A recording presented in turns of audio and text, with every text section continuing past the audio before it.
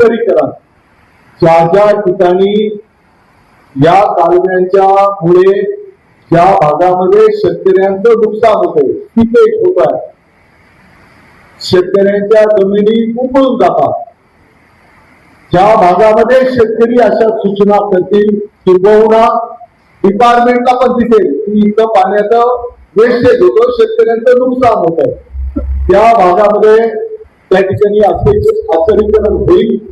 कुठेही शेतकऱ्यांच्या या पाणी प्रवाहामुळे विहिरीचं नुकसान होईल असं काम केलं जाणार नाही, हे पण मी अतिशय स्पष्टपणे सांगतो. शेवटी हे प्रकल्प होणार आहे ते शेतकऱ्यांच्यासाठी होणार आहे आणि म्हणून शेतकऱ्यांचं नुकसान करून सरकारला तरी काय करायचं. परंतु जिथे या पाण्यामुळे शेतकऱ्यांचं नुकसान होत असेल तर अशा ठिकाणी अस्तरीकरणाचं काम कॅनॉलचं केलं जाईल. सन्माननीय व्यासपीठ,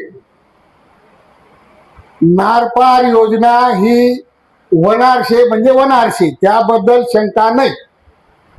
आज आपले नाही सकाळ आपला पोऱ्यासले का व्हायना पावाले मिळणारचे हे पक्क. आता बेसिक जे शे त्यावर कोणीच बोललं नाही आतापर्यंत. मला एक सांगा, कॅनलला पाणी सुटणार शे कितला शेतकरी अर्ज भरतस, कितला शेतकरी अर्ज भरतस. मला एक सांगा साहेब, तुम्ही साहेब लोक याच्या आधी म्हणजे रावगाव किंवा लखमापूर याच्यावर किती अर्ज भरले जायचे, आज रोजी किती अर्ज आहेत. विषय तो नाही शे, पाणी 100 का 200 पोरे चाले कोणी मोडे आहेत, हा वाटला विषय शे, विषय वाटला शे. मी काय सांगत, अर्ज भरानी सवय ठेवा. दुसरी गोष्ट एक, भुसे साहेब ऐका दादा,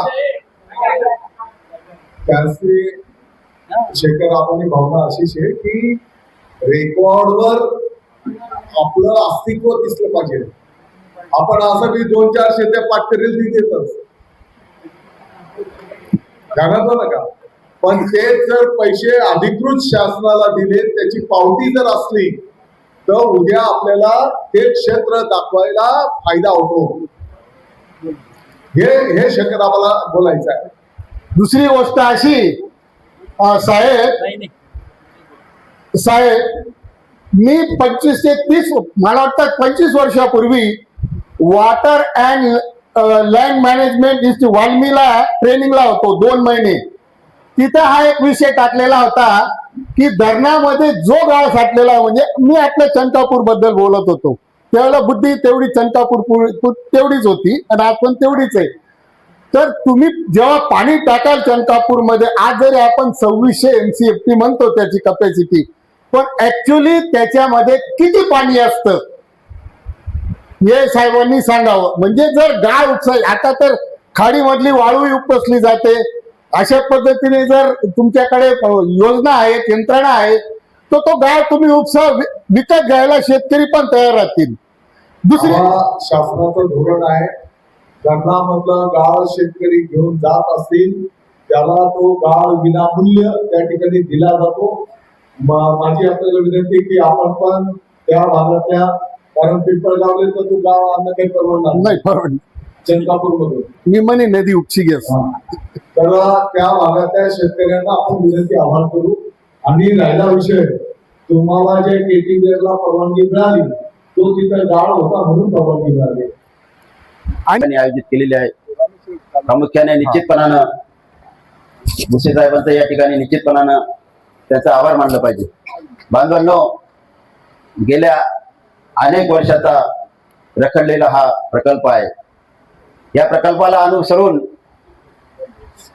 कृती समितीचे, संघर्ष समितीचे नेते माननीय प्राध्यापक KN बाबा आयरे त्यांनी निश्चितपणाने चांगली सूचना पुढे आणली आणि तात्काळ दादासाहेबांनी देखील त्या सूचनेला अनुसरून कुठल्याही शेतकऱ्याचं नुकसान होणार नाही ही प्रखरपणे भूमिका आपल्या समोर जाहीर केली. तर बांधवांना हा झाला विषय, परंतु साहेब आपल्या समोर एक या ठिकाणी खंत व्यक्त करतो. नारपार प्रकल्पाच्या संदर्भात या राज्याच्या मंत्रिमंडळात आपला समावेश झाला असता निश्चितपणानं आपण अत्यंत चांगली आणि ऐतिहासिक अशी भूमिका घेत असताना साहेब आम्हाला बागलाणकरांना निश्चितपणानं खंत आहे. बागलांचा या योजनेमध्ये अत्यंत नगण्यपणाने समावेश आहे. तर आपण या ठिकाणी सूचित केलं की येणाऱ्या कालखंडात आपण वाढीव कशा मंजुऱ्या मान्यता घ्यायच्या, जास्तीत जास्त शेतकऱ्यांना कसा लाभ द्यायचा, ही प्रामुख्याने भूमिका निश्चितपणानं अधोरेखित करण्यासारखी आहे. तर मी या ठिकाणी प्रामुख्याने आपल्याला सांगेन त्या कालखंडात देखील जागरूक राहणं आवश्यक होतं. आपण निश्चितपणानं मालेगावच्या पूर्व भागाच्या संदर्भात जी भूमिका घेतली ती निश्चितपणानं उल्लेखनीय आणि अत्यंत चांगली भूमिका घेतली. परंतु आमचं दुर्दैव म्हणावं लागेल साहेब, अशी परिस्थिती आहे, आमच्या बागलांमधून आरम नदी वाहते, मोसम नदी वाहते, आमच्या काठाला गिरणा नदी तुमच्या मालेगावपर्यंत देवळ्याकडून जात असते, देवळ्या तालुक्याच्या काठावरून. परंतु त्या नदी काठावरील शेतकऱ्यांना त्याचा लाभ होतो. परंतु काठाच्या बाहेरील जे आपण जसं म्हणतो 12 गाव काटवण, 16 गाव काटवण, अमुक डमुक, हा जो भाग आहे जो सातत्याने वंचित आहे. जशी परिस्थिती मालेगाव तालुक्यात आहे तशीच परिस्थिती बागलांमध्ये देखील आहे. आपण इकडून सरासर विचार करू, आपण डांगसोनाने भागातून हा पूर्वेचा भाग जर विचार केला, त्या भागातून निश्चितपणानं माजी खासदार डॉक्टर भामरेंनी देखील प्रयत्न केलेला आहे. विद्यमान खासदार शोभाताई बच्चाव देखील प्रयत्न करतायत. डांगसोनाने पासून विचार केला तर ती आमची जुनी मागणी आहे. डांगसोनाच्या कुतरवारीतून पुनतकडचं त्या भागाचं पाणी घ्यायचं, तिथून तो कोरड जो भाग आहे त्या भागातून पाणी आणत इथे आराई, शेंबळी वगैरे या भागात आजमेर सौंदर्य भागापर्यंत ते पाणी आणायचं अशी योजना निर्धारित आहे. ते काम करत असताना मला तरी वाटतं खात्याला काहीतरी यश आलेलं आहे. ही तांत्रिक बाब मला आता उल्लेख करता येणार नाही, निश्चितपणे त्यांनी उल्लेख करावा. तर साहेब आपल्याला विनंती आहे, आमचं पालकत्व येणाऱ्या कालखंडात तुम्ही घ्यावं अशी आग्रहाची विनंती तुम्हाला आहे. कारण या अशा भव्य दिव्य आणि मोठ्या आणि ऐतिहासिक योजनेत बागलाण जर वंचित राहिला तर निश्चितपणानं त्याचे परिणाम या भावी पिढीला भोगल्याशिवाय राहणार नाहीत. आणि आपल्यासारख्या जबाबदार, तुमच्या माझ्यासारख्या जबाबदार लोकांना निश्चितपणानं या ठिकाणी शाप मिळेल. जनता निश्चितपणानं आपण हे पाऊल उचललं तर जनता निश्चितपणानं आपल्याला दुवा देईल, आपलं अभिनंदनच करेल अशी परिस्थिती या ठिकाणी तयार झालेली आहे. तर आमची मागणी होती, जर गिरणेमधून पाणी तुम्ही या आजमेर समुदाय आराई भागातून तिकडे मोसम पर्यंत नेलं तर निश्चितपणानं ते पाणी थेट तुम्ही मालेगाव तालुक्यापर्यंत घेऊन जाऊ शकता अशी परिस्थिती आहे. तर माझ्या आकलनाप्रमाणे गिरणेतून टाकलेलं पाणी आजमेर समुदाय आराई, आजमेर समुदाय, शेंबळी या भागातून नेऊन मोठ्या मोठ्या पाझर तलाव त्या ठिकाणी आहेत, लपा योजना आहे, त्या योजनांना लाभ देऊन ते पाणी पुढे थेट तुम्ही नागपूरच्या ब्रिटिशकालीन बंदरात घेऊन जाऊ शकता. नागपूरच्या ब्रिटिशकालीन बंदरात टाकलेलं पाणी चिराईमठ सारख्या 12 गाव काटवानला पाणी आपण देऊ शकतो. तिथून घेतलेलं पाणी आपण पुढे जुना नागपूर वगैरे, विरानं, पोवानं वगैरे थेट मालेगाव तालुक्याच्या उंच सखल भागात त्या पाण्याचा लाभ देऊ शकतो. अशी दीर्घकालीन आणि दूरगामी विचार करणारी योजना आपण आखावी असं कळकळीचं नम्रपणे आव्हान मी आपणाला करतो. बांधवांनो, या ठिकाणी साहेबांनी अत्यंत महत्वपूर्ण अशा योजनेसाठी या ठिकाणी बैठक बोललेली आहे. निश्चितपणानं साहेबांचा आपण वेळ घेऊ इच्छित नाही, परंतु साहेब तुम्हाला एक विनंती आहे, आपल्या गिरणा नदी काठावर जे केटीवेअर्स आहेत त्या केटीवेअर्सना स्वयंचलित गेट बसवायत अशी माझी आपणाला विनंती आहे. याचं कारण एक आहे, त्या ठिकाणी पाणी वापर संस्था कार्यान्वित नाही, तसं नियोजन नागरिकांमध्ये नाही, हवे घेवे दावे गावोगावी असतात. स्वयंचलित गेट बसून त्याचं संपूर्णपणे नियोजन खात्याकडे द्यावं अशी कळकळीची नम्र विनंती आपणाला आहे. कारण गेल्या अनेक वर्षापासून त्या योजना झाल्यात गिरणा नदी पात्रात, परंतु कुठेही गावागावांमध्ये समन्वय नाही, वेळोवेळी निडल काढल्या जात नाही, वेळोवेळी निडल टाकल्या जात नाही. हे दुर्भाग्य आहे. म्हणूनच ते डिपार्टमेंटकडे त्याचं नियोजन असावं. डिपार्टमेंटने गेल्या अनेक वर्षापासून त्या योजनांवर देखभाल दुरुस्तीचा जो खर्च दाखवलेला आहे, निश्चितपणानं तो खर्च कधी जनतेला दिसला नाही, ते कामही दिसलं नाही. हाही खेद या ठिकाणी मी नमूद करतो. बांधवांनो, खूप काही बोलावंसं वाटतं, परंतु प्रमुख विषय आपला नारपार योजनेचा आहे. बागलांना जास्तीत जास्त जुक्त माप द्यावं. वाढीव योजनेमध्ये निश्चितपणानं हा महत्वाकांक्षी प्रकल्प पुढे न्यावा अशी आमची प्रामाणिक अपेक्षा आहे. परंतु हे होत असताना आपलं वजन निश्चितपणानं शासन स्तरावर आहे.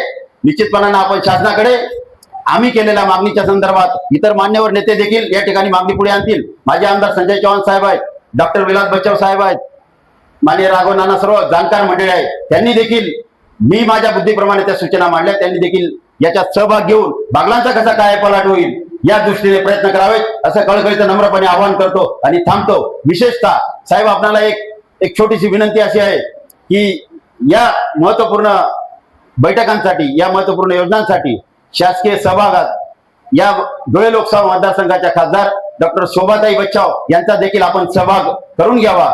अधिकाऱ्यांना आपल्याला कळकळीचं या ठिकाणी नम्रपणे आवाहन करतो आणि थांबतो. जय हिंद, जय महाराष्ट्र.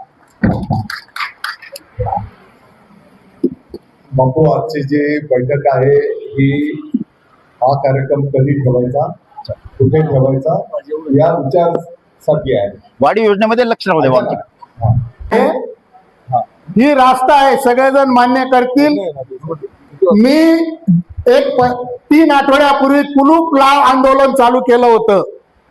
त्यावेळेला मला डिपार्टमेंटनी असं उत्तर दिलं की आमची कॅनल सल्लागार समितीची बैठक झालेली नाही. याच्या आधी असं हे चालू होता इतिहास की कॅनलच्या सल्लागार समितीची बैठक एक तर लखमापूरला व्हायची किंवा मालेगावला व्हायची. अशा कुठल्याही बैठका होत नाहीत. साहेबांना काय माहिती आमच्या विहिरीत किती पाणी आहे, आमच्या तलावात किती पाणी आहे. परस्पर नाशिकला बैठका होत असतील तर त्याला आमचा विरोध आहे. असे कितीही नारपार झाले तर तुम्ही कॅनल सल्लागार समितीच्या बैठकाच घेत नाही तर काय उपयोग होणार नाही. हा बेसिक आहे, याच्यावरच सगळं नियोजन राहणार आहे. एवढे 3च सूचना आहेत. અને કૃપયા પરત એકદા સાંગલ બહુ તે આંદન લાયેલ છે જાવ રાયના સીજી રાયને નિદાન પત્તર વાળા જી સંતા હોય ના अर्ज भरा.